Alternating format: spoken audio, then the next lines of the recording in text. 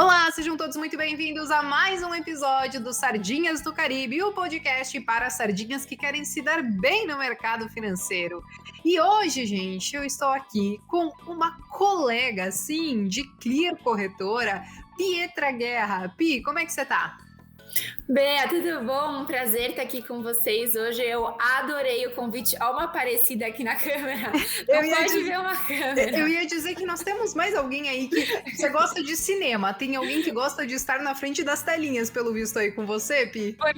Pois é. Eu gosto de cinema, adoro ver as coisas por trás, mas tem duas aqui, por falta de uma, que adoram estar na cara das telonas. É só abrir um streaming aqui que elas já aparecem. Mas, Legal. Bea, um prazer estar aqui com vocês. Para começar, eu adoro o nome do seu podcast. Então, um prazer estar aqui com as sardinhas caribenhas. Adorei. É sempre muito bom. E a gente se conheceu por Clear mesmo e foi um prazer muito grande estar aí com você. Então, muito bom ser sua convidada. E é muito louco, né, Pi? Porque a gente não se conheceu ainda pessoalmente. Mas parece que sim, né? Mas enfim, o negócio é a gente esquece, né, que não se conheceu pessoalmente. Já tá tão agora habituado a estar no digital. Totalmente. Agora o negócio é o seguinte, Pi, para quem talvez está te ouvindo ou te vendo pela primeira vez, porque a gente tem um episódio tanto no YouTube como nas plataformas de streaming, quem é Pietra Guerra, o que ela faz, por exemplo, na Clear, o que ela faz fora da Clear. Você já falou que você gosta de cinema também, mas você gosta também de mercado, de onde surgiu todo esse interesse? Conta um pouquinho de você pra galera. Vamos lá, então me apresentando, prazer, eu sou Pietra Guerra, sou analista da Clear Corretora, focada, especialista em Bolsa de Valores, então olho aí ações muito de perto e todos os movimentos que a gente vê aí de Bolsa Global e Brasil para traçar uma estratégia. Eu cheguei na Clear faz quase um ano já, passou muito rápido esse tempo. Antes disso, eu sempre trabalhei em mercado financeiro, eu comecei a trabalhar no mercado financeiro em 2014, como estagiária, passei por alguns bancos, então passei por banco gringo, tanto o BNP Paribas, que é um banco francês, Bank of America, aí um banco americano. Fiquei muitos anos no Itaú, focada no BBA, que é a parte do Itaú que atende as empresas. E foi uma mudança de carreira muito louca essa do ano passado, porque até então eu trabalhava do lado, meus clientes eram as empresas, né? Contribuindo aí para estruturação das dívidas, dos derivativos da empresa, aprovação de crédito, então olhar se o banco ia ou não dar dinheiro para as empresas. E aí, no final do ano passado, eu fiz essa mudança do lado do balcão e agora ajudando o investidor, pessoa física, para saber se ele vai ou não dar dinheiro para a empresa, no final, se ele vai ou não investir. Então, sempre de mercado, diferentes ângulos do mercado, mas gosto muito desse mundo de mercado financeiro. E eu acho que o grande trigger foi logo que eu era estagiária. Meu primeiro estágio foi na área de crédito de renda fixa. Então, se a gente a asset que eu trabalhava no caso, se ia comprar ou não as dívidas das empresas, dar dinheiro ou não para as empresas. E quando eu entendi que naquela tomada de decisão não estava só envolvido uma série de cifrões, porque eu sinceramente acho muito chato o mundo de planilhas e cifrões, apesar de ser de mercado financeiro. Eu gosto muito da economia real. E daí, quando eu entendi que aquele dinheiro que a gente dava ou não dava, aprovava ou não aprovava, refletia em emprego, refletia em lojas, refletia em produtos, em ver a economia girar, foi quando eu me apaixonei por mercado. E eu tento sempre fazer esse link, mas nem só o mercado vive a mulher moderna, né? Então, fora isso, também adoro cinema, como você colocou. É um hobby que eu levo muito a sério, tanto que eu sempre comento de filme lá no meu Instagram, no Guerra no Mercado, todo domingo eu comento. Durante a semana a gente comenta de mercado, mas de final de semana eu comento de filme. Gosto muito de fazer esporte, que eu sei que é uma coisa que a gente tem em comum, Bem, acho que são esportes diferentes. Eu danço. Para mim, eu levo como esporte, assim, a sério. Faço aula, faço anos de dança. Gosto de fazer montanhismo. Cara, eu vi umas fotos suas, eu adoro essas paradas de trilha e tudo mais, eu gosto também, viu? Então achamos aí um esporte em comum, porque no tênis eu não consigo te acompanhar. Esporte com bolas, eu sou uma negação. Morro de medo de andar de bicicleta, não sou boa em esportes com bolas, mas eu adoro montanhismo, então gosto dessa parte de esportes radicais, fazer trilha. E, e é isso, né? Agora esperando aí a retomada da normalidade para estar nas trilhas desse mundão. Eu te vi um dia, Pi, eu acho que eu não sei se não era roupa de balé ou alguma coisa nesse sentido, enfim, eu sei que você estava lá com você tirou umas fotos com colã, etcétera e tal, e você sabe que eu tentei por um tempo fazer balé fitness, que eles chamavam, Sim, talvez? Enfim, tá na moda. eu tentei fazer isso, só que, cara, eu não tenho nem um pouco de eu sou muito Hulk pra isso, Pi. E eu ia para as aulas, assim, eu tenho uma flexibilidade legal, uma mobilidade legal, só que, cara, eu chegava nas aulas, eu sou muito grosseira pra essas coisas. E aí todo mundo ficava se matando de dar risada do jeito que eu fazia as coisas. Eu acho que a prof queria o meu couro, porque ela tentando ensinar alguns passos de balé e tudo mais, e tipo, meu, foi bizarro aquele negócio. Eu durei, tipo, 3 meses, porque eu acho que eu desconcentrava a turma inteira quando eu estava naquele negócio. Aí eu falei, eu te vi numas fotos no Instagram e eu falei, nossa, olha a Pi, toda delicadinha, toda bonitinha, não sei o quê. Nada a ver comigo.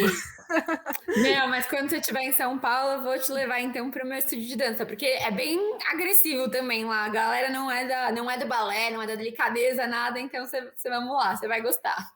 Boa.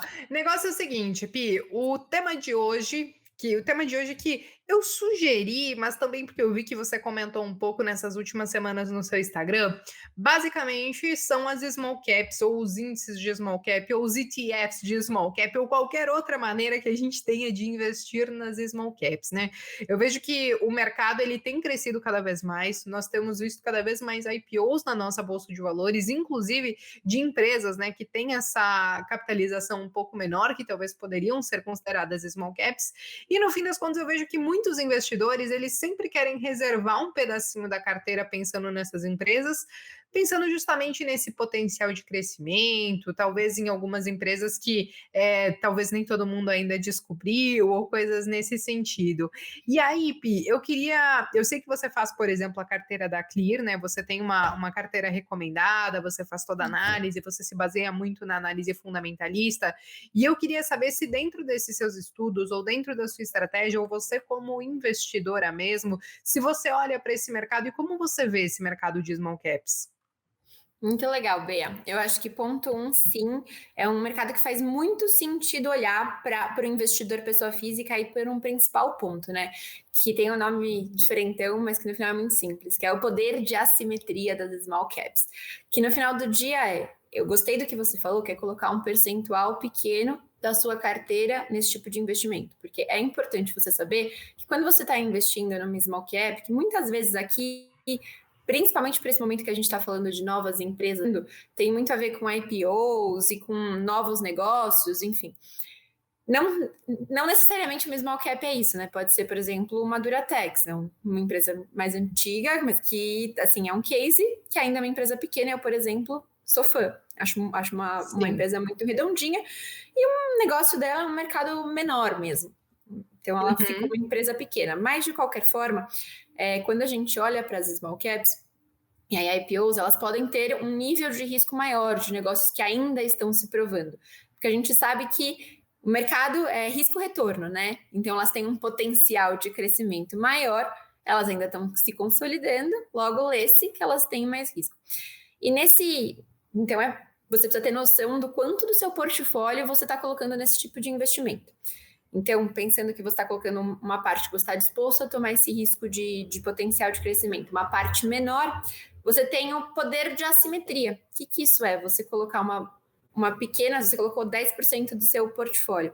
E essa small cap, ou esse índice, enfim, que você escolheu de investir com essa característica, teve um crescimento muito mais acelerado do que as empresas grandes e já consolidadas que você tem na sua carteira. Ou seja, desses 10%, ela ganhou uma proporcionalidade muito maior. Esse é o poder de assimetria, né? Você colocar pouco Sim. e ter um poder desse pouco se tornar muito em um espaço de tempo aqui mais reduzido do que uma grande empresa. É simples, né? Um bancão não vai dobrar de tamanho. Como é que o Itaú vai dobrar de tamanho? Já está no Brasil inteiro. Sim. Não tem mais cliente para ele dobrar de tamanho. Ele vai ter que se Sim. reinventar, e um processo de reinvenção numa empresa grande é muito mais estrutural e demorado do que foi, por exemplo, o Banco Inter. Ele Sim. tinha um tamanho que possibilitava que ele dobrasse de tamanho. Pois é, agora, Pi, eu acho que você falou um ponto importante sobre esse percentual na carteira, mas uma dúvida que eu vejo que muita gente tem é porque tem muita gente que está começando. Nós vimos uma explosão de CPFs na Bolsa de Valores, e eu queria saber se, na sua opinião, quem está começando já pode e deve talvez reservar um espacinho para small caps, para essas empresas que têm uma capitalização menor, eventualmente, ou não, né? Porque tem algumas small caps que eu, pelo menos, quando vou estudar, eu vejo, gente, a galera diz que small cap pode ser um negócio muito mais arriscado, mas tem umas empresas que eu estudo e eu penso assim, será que é tão arriscado assim? Claro que tem algumas outras que têm um risco muito maior. Mas você acha que cabe na carteira de quem está começando colocar essas empresas que às vezes vão valer aí 1 bilhão, 2 bilhões de dólares?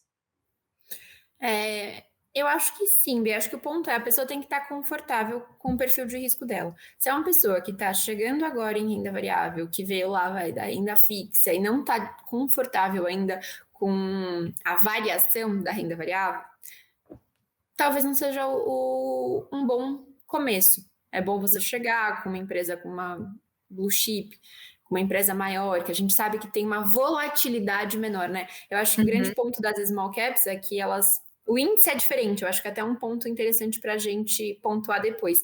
Mas se você pegar a ação, por ação, elas acabam uma CSN Mineração e uma Vale. Elas Uhum. têm índices de volatilidade diferentes, né?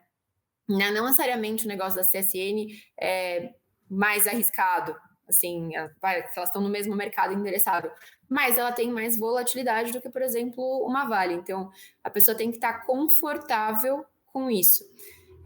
Se a pessoa estiver confortável desde o princípio dos investimentos dela com investir em ações que tenham mais volatilidade, tenham ou não maior risco, que você precisa ter uma boa visibilidade do business, né? Eu acho que o grande ponto que algumas que estão chegando, eu paro e falo, o que essa empresa faz, cara? Tem umas Sim. que Melios, Cash, eu demoro para entender o que essas empresas fazem, porque Você é quer um menos negócio óbvio, né? difícil? Você quer um negócio difícil que eu assim, eu entendi médio? Ambipar. Ambipar é um Ambipar. negócio que eu falei assim: "Gente, tá, beleza, essa empresa ela tem negócios no meio ambiente, tem questão de crédito de carbono, ela tem".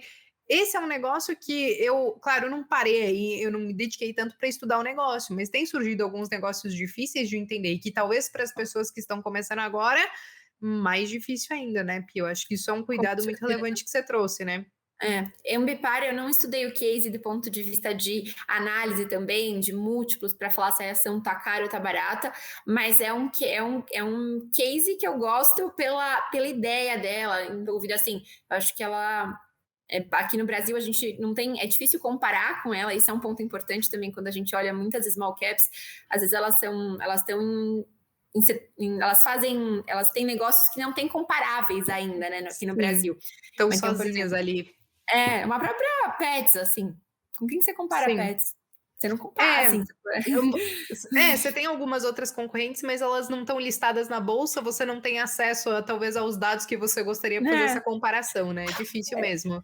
exato. Mas a Ambipar é um case que eu gosto muito pela ideia, assim, acho que ela navega aí num oceano ainda quase azul, aqui é tratamento de lixo no Brasil, todo esse negócio que ela traz à frente ESG, que ela não é uma empresa que ela é avaliada por quesitos ESG, né? Ela é uma empresa efetivamente que atua aí, é, ela tem aí esse papel que o negócio dela é de impacto, né? São empresas de Sim. impacto, é diferente de ser uma empresa de acordo ou não com os critérios de ESG, é um negócio de impacto.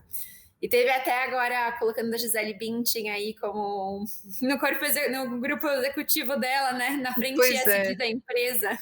Sim, isso a gente vai conversar, mas eu vou deixar mais para o final do episódio, Pi, Então, porque eu até esqueci de falar no início para a galera, mas quem já acompanha o podcast há mais tempo sabe, no final sempre tem algumas perguntas para os convidados, e tem perguntas sobre isso que chegou para você hoje, tá? então essa a gente deixa para o final. Isso, mas agora sobre a questão das small caps que você estava falando do risco, às vezes se a pessoa talvez ela não está tão confortável ou talvez ela não se sente apta para fazer aquele stock picking, escolher mesmo a ação ali a dedo, você acha válido olhar, por exemplo, para os ETFs, para esses fundos de índice na nossa bolsa? Eu acho que faz muito sentido e tem alguns pontos que vale a gente mencionar, né? Nesse começo de ano, a gente já viu o índice de small caps, performando melhor do que o próprio Ibovespa. E aí vale a gente entender por quê. E assim, tendo mais retorno com menos volatilidade, que foi aquilo que a gente comentou, né? No começo eu falei, algumas ações elas são mais voláteis, não dá para classificar todas, mas de modo geral as ações menores tendem a ser mais voláteis, mas quando a gente olha para o índice das small caps é menos volátil que o Ibovespa. Então, ele está entregando aí nesse começo de ano mais retorno com menos volatilidade, né? E aí vamos entender, a menor volatilidade vem por quê? Porque o Ibovespa, ele é muito concentrado em alguns setores. Então, você não tem uma diversificação grande dentro do Ibovespa. Bancos têm um peso muito grande, commodities têm um peso muito grande, e aí não sobra tanto... assim, commodities a gente sabe que é um setor muito volátil, isso acaba pesando aí para a volatilidade do Ibovespa. E quando a gente olha o índice formado pelas small caps, ele já tem uma diversificação maior, não é tão concentrado em setores com volatilidade como commodities, e ele é concentrado aqui, eu até levantei esse dado para a gente falar, em consumo discricionário, ou seja, consumo discricionário aí ações de empresas de consumo, né, ligados enfim, a economia real aqui do Brasil. Então, a gente viu esse começo de ano, essa retomada da economia, e aí quem se beneficiou muito disso foram as empresas ligadas à economia real, com toda a reabertura. Logo, a gente conseguiu ter um retorno maior no índice de small caps com menos volatilidade. Sim, eu acho que essa parte dos índices, eu até comentei recentemente em um conteúdo que eu fiz lá para o Papo de Bolsa sobre os ETFs, porque o que acontece? A indústria dos ETFs como um todo cresceram muito na nossa bolsa, né? Eu acho que, cara, esse ano, todo mês ou quase toda semana a gente tem algum ETF sendo lançado, alguma novidade. E até então, quando a gente fala dos ETFs que replicam o índice de small caps, a gente tem o mais famoso que é o Small 11, depois tem o SPEC 11, mas a gente teve o lançamento do X-Small 11, é isso, né, Pi? Small 11, foi muito legal, eu fui no lançamento, inclusive, foi lançado pelo Grupo XP Inc., né, eu fui lá na bolsa no dia, apertar o botão, foi muito Ai, que legal legal. participar desse momento. E aí, o que ele tem de diferente, por exemplo, desses outros ETFs que talvez valha a pena os investidores darem uma olhada? Ou se vale a pena realmente dar uma olhada nele ao invés dos outros que já são mais conhecidos do mercado? Bom, a gente lançou ele como um mais competitivo aí, né, em termos de taxa de administração. Então, eu acho que esse é um ponto interessante para a gente destacar para o investidor que está querendo chegar nesse mercado e, óbvio, atento ao preço.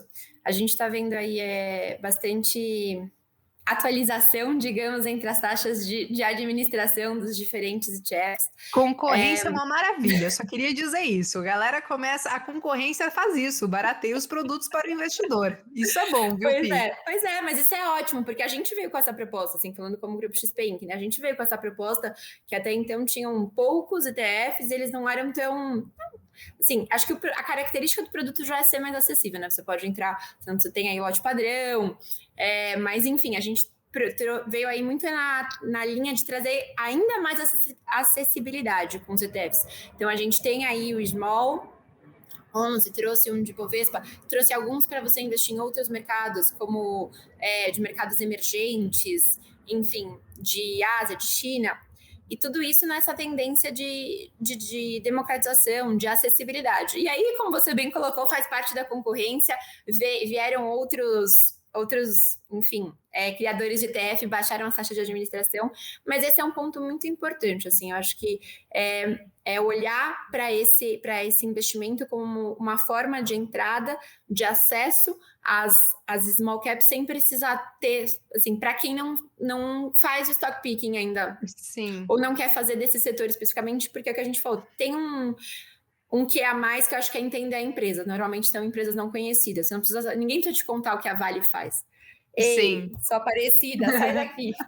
Agora, um ponto importante, Pi, eu acho que sobre essa questão dos ETFs, tem muita gente que torce o nariz para os ETFs aqui no Brasil por conta da tributação, por conta das taxas de administração, que historicamente elas sempre foram um pouquinho altas, mas eu já estou vendo que muitas já estão diminuindo, como a gente falou, a concorrência é uma benção nesse sentido, e a própria questão dos dividendos, que não distribuem, mas eles reinvestem ali no próprio ETF, e o que eu tenho visto, por exemplo, do X-Mall 11, né, que foi lançado, pelo que eu entendi, eu acho que a gente até estava conversando um dia sobre isso, 90% da carteira pode ir para a questão do aluguel de ações, então consegue remunerar também com isso, não somente com a volatilidade e com o retorno das ações, né, Pi?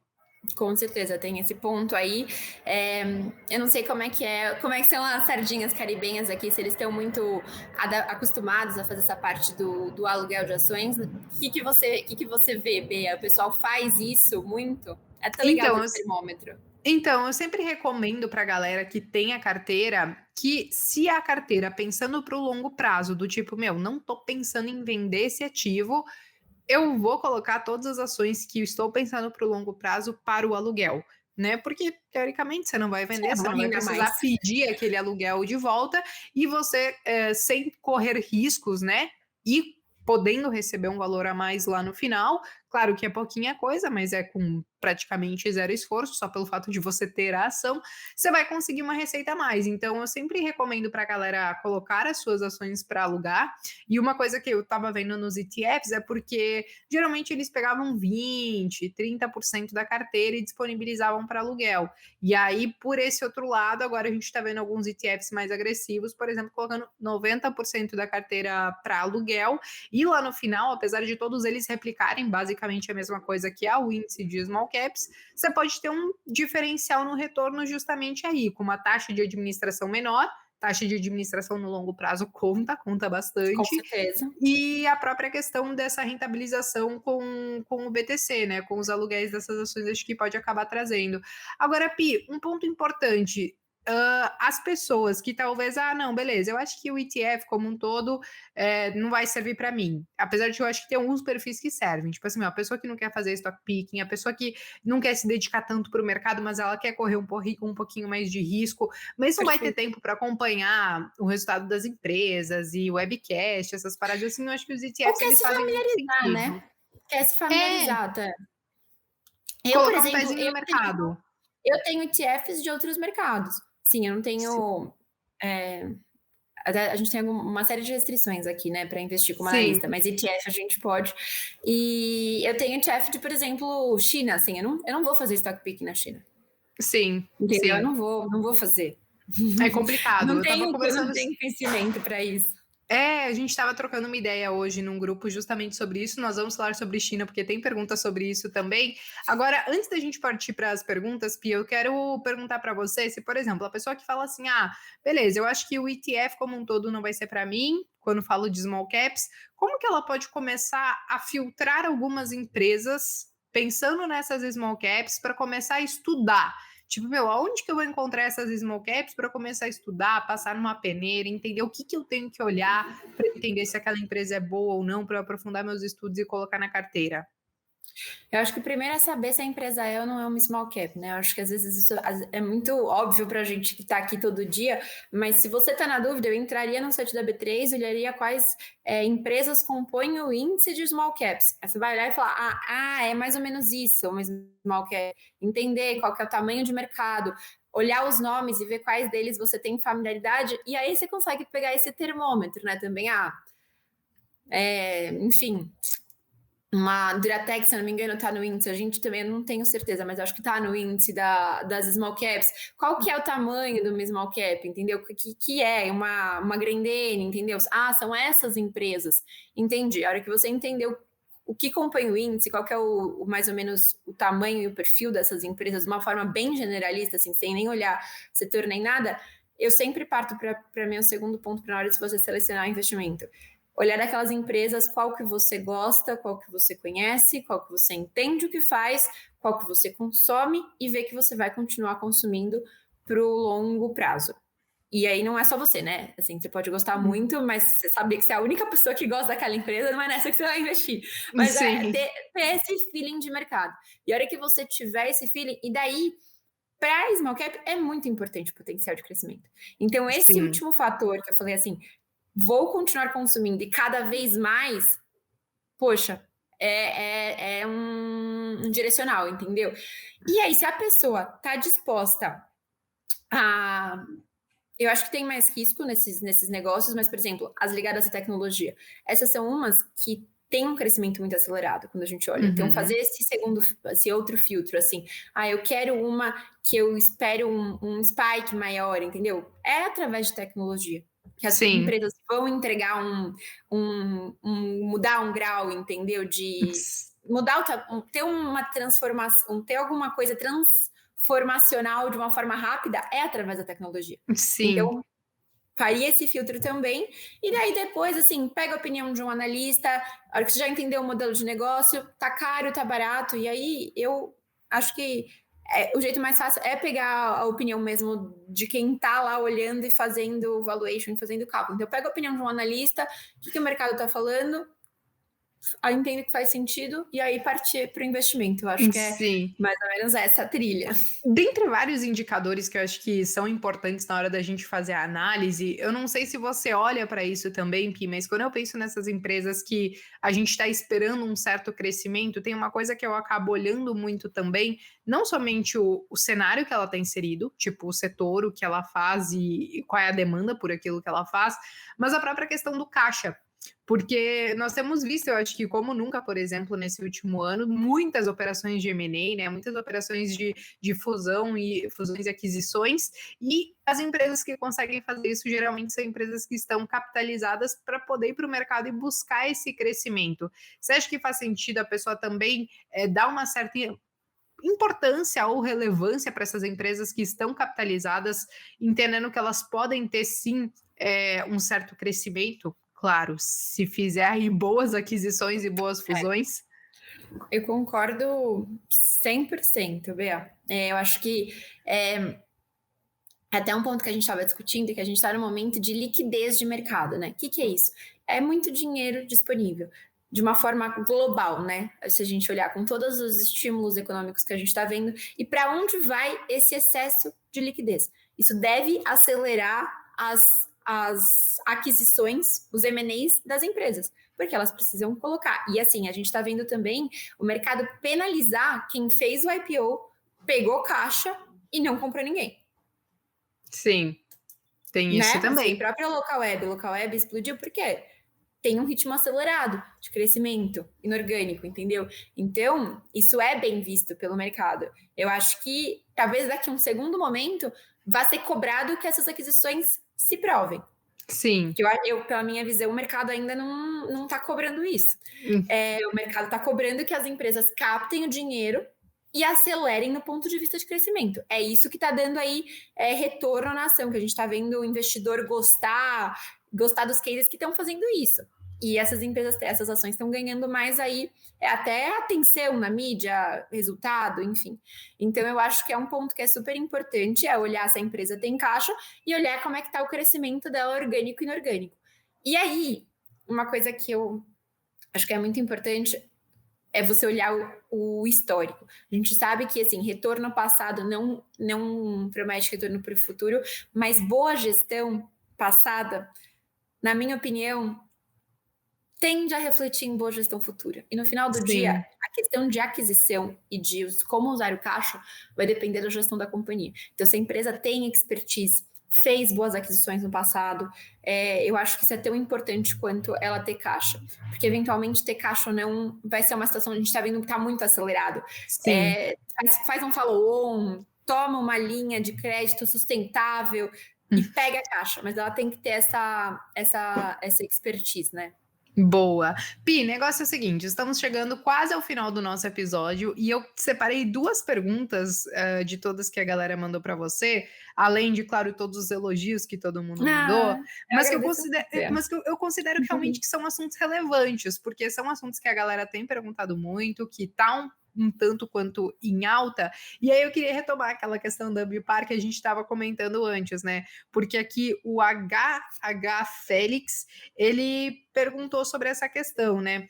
O que acha da Ambipar? E aí eu já complemento, né? Essa questão da Gisele Bündchen, ela entrou, se eu não me engano, como embaixadora. Acho que a gente tem visto esses movimentos, tipo, a Anitta no Nubank, a Marina Rui Barbosa, ela assumiu lá um cargo lá dentro da Arezzo. Então a gente tem visto cada vez mais isso. A pergunta que eu faço, Pi, movimento de modinha ou é algo que as empresas estão enxergando e que boa parte do público ou dos investidores ainda não estão enxergando quão importante é tudo isso? Eu acho que a gente está vivendo um mundo que mídias está ganhando uma proporção muito grande para a gente falar que é só modinha Sim. agora. E eu acho Uhum. que o movimento de colocar essas figuras em cadeiras, estratégicas ou não, vai muito no caminho da mídia. Eu acho que, assim, você tem que entender o que a empresa está fazendo. Eu acho que isso tem tudo a ver com a gestão dela. Você vai, por exemplo, a Marina Rui Barbosa, ela é uma pessoa que ela tinha experiência Uhum. com marca, com moda.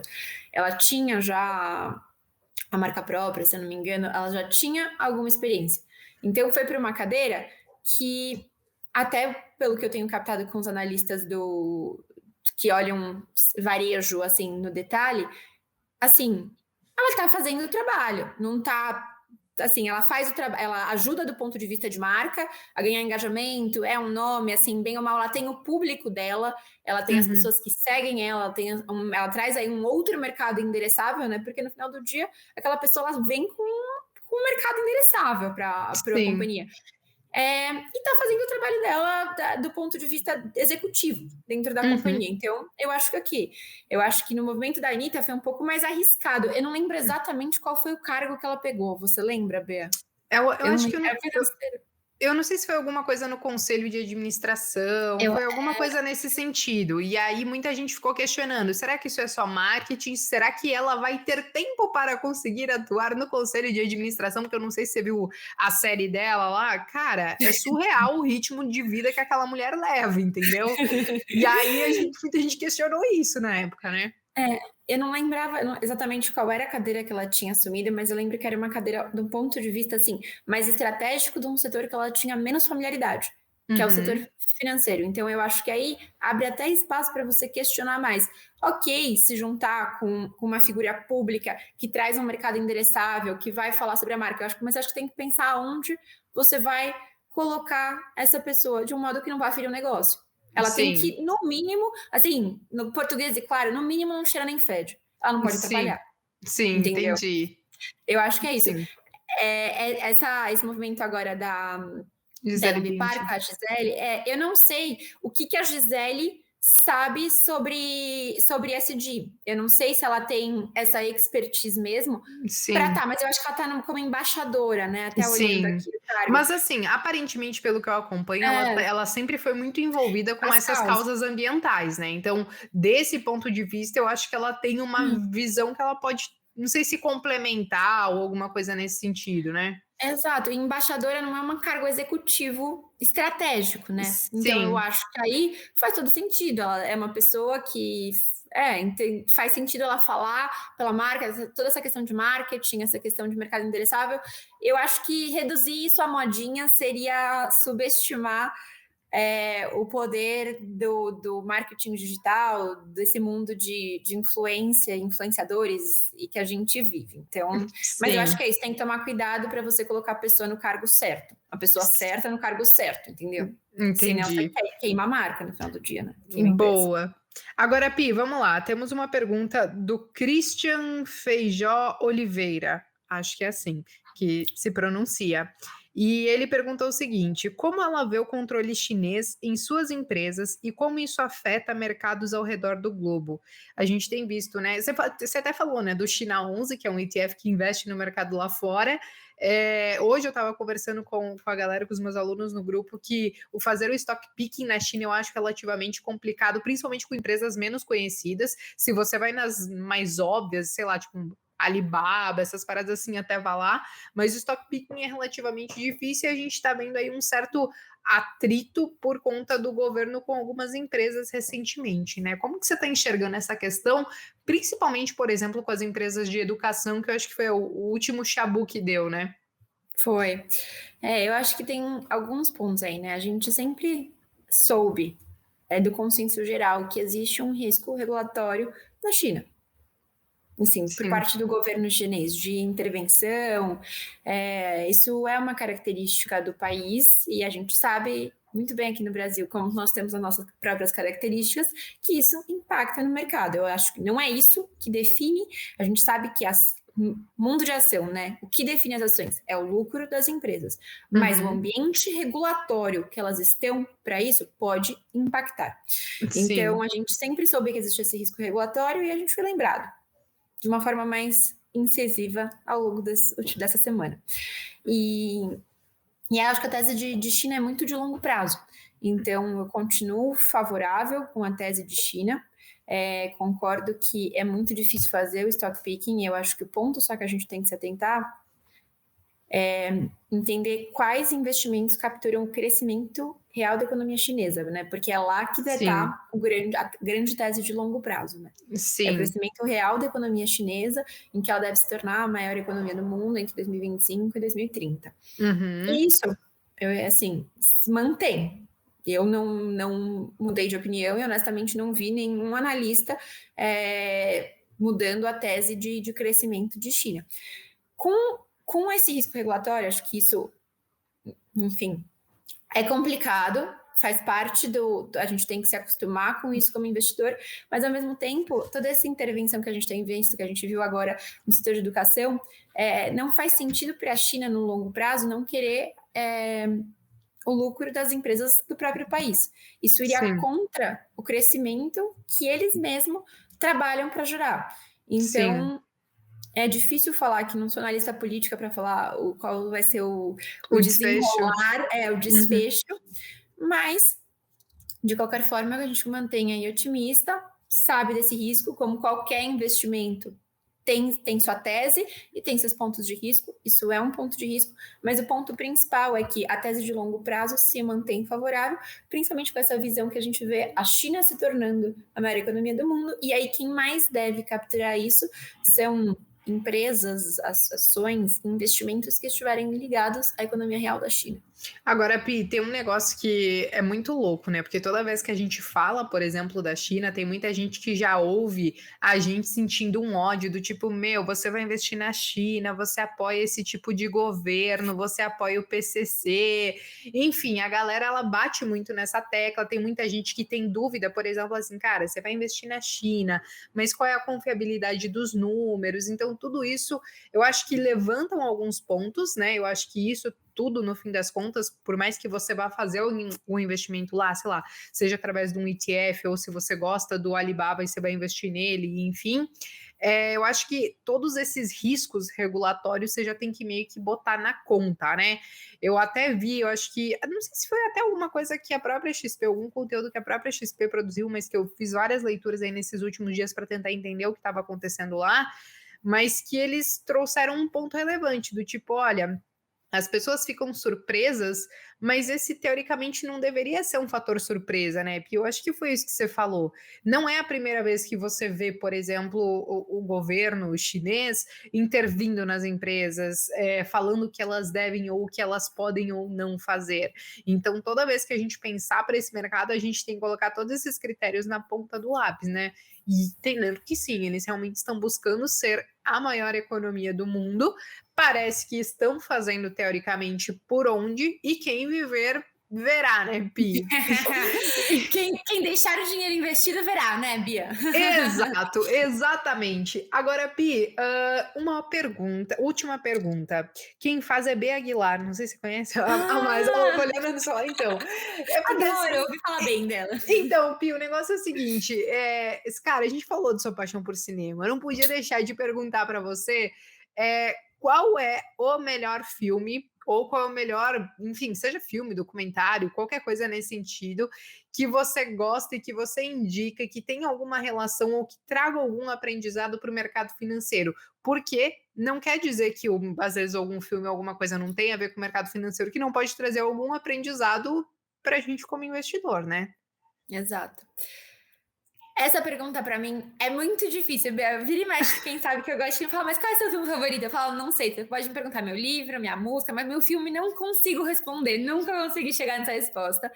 E eu vou te falar aqui, mas um dos meus filmes favoritos, que não tem nada a ver com o mercado, mas eu amar esse filme, pra mim, explica o porquê que eu gosto de mercado.